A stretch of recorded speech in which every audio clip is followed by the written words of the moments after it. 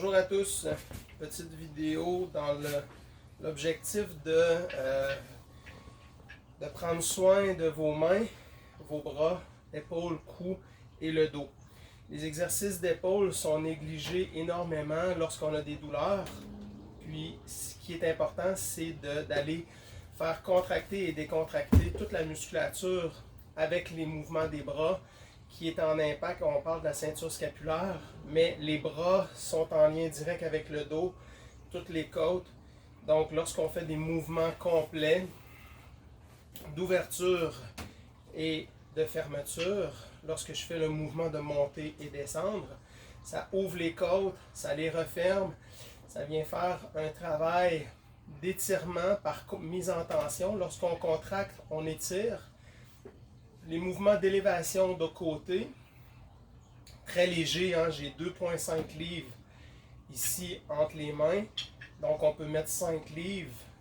Idéalement, c'est de faire 2 séries de 15 avec un 10 à 30 secondes de repos entre chaque exercice. Vous pouvez faire 3 exercices différents que je vais vous montrer consécutifs. Si vous sentez de la chaleur au niveau des muscles, des bras ou des épaules, ça veut dire que vous avez atteint presque votre maximum. Donc moi, je vous conseille d'arrêter dès que vous sentez de la chaleur pour ne pas amplifier la douleur si vous êtes en douleur.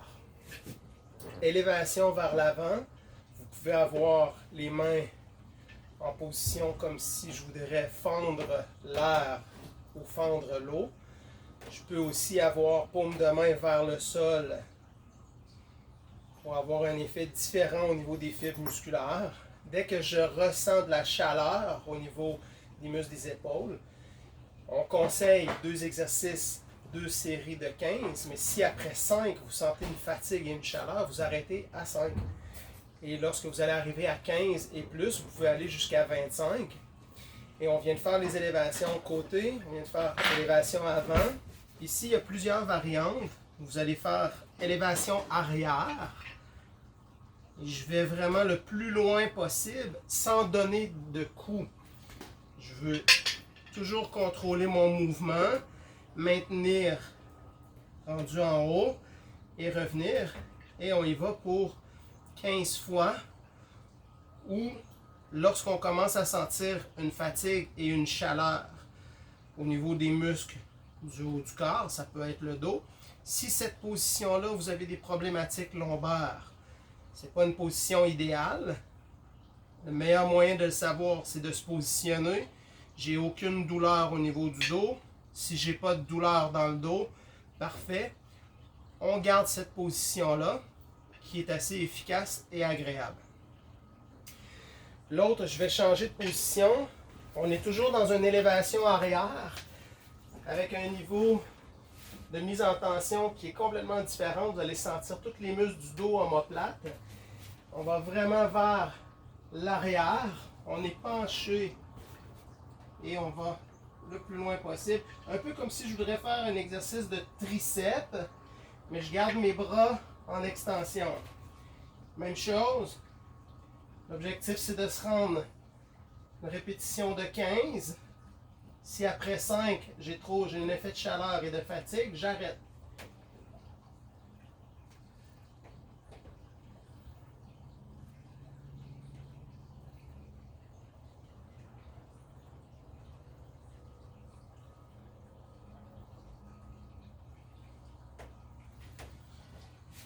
Je change de position.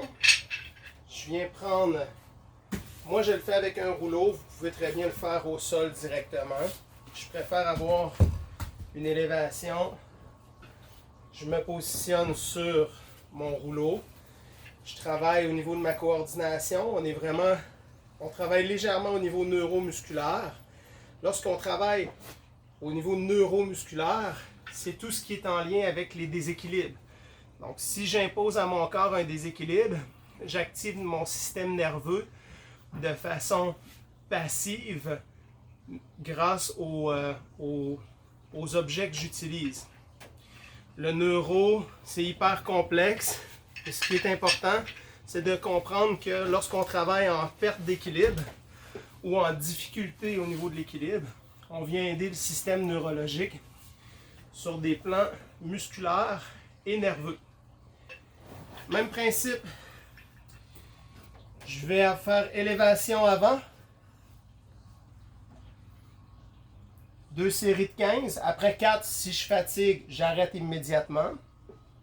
Toujours dans des problématiques chroniques, de douleur. Quelqu'un qui n'a pas de douleur, faites les séries de 15, que vous ayez de la chaleur musculaire ou pas. Vous allez faire les exercices pour créer un effet de fatigue volontaire sans douleur. Élévation de côté et élévation arrière. Idéalement, votre tête devrait être penchée vers l'avant pour ne pas créer de lordose exagérée au niveau cervical. Je veux enlever la courbe de mon cou en penchant vers l'avant, en amenant le menton vers le sternum.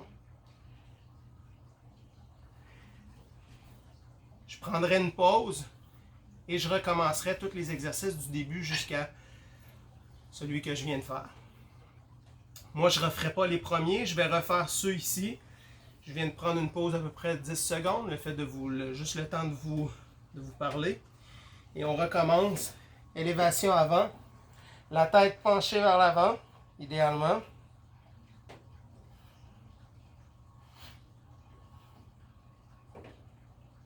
Et lorsqu'on travaille les épaules de cette façon-là, en réalité, dépendant de la problématique que vous avez, moi, c'est mon dos qui travaille et non mes épaules. Mais ça, c'est moi. Élévation de côté. Toujours bien contrôlé. Allez le plus loin possible. Gardez les bras raides.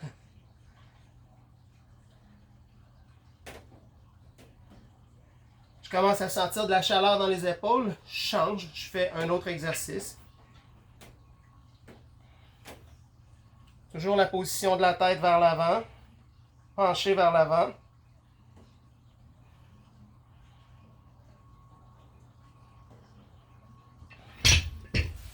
Et j'ai fait mes exercices d'épaule qui vont avoir un impact positif sur douleur au coude, douleur au cou et à l'épaule, douleur au dos et tout ce qui est en lien doigt-main parce qu'on va aider à faire vasculariser par un bon équilibre des muscles de l'épaule.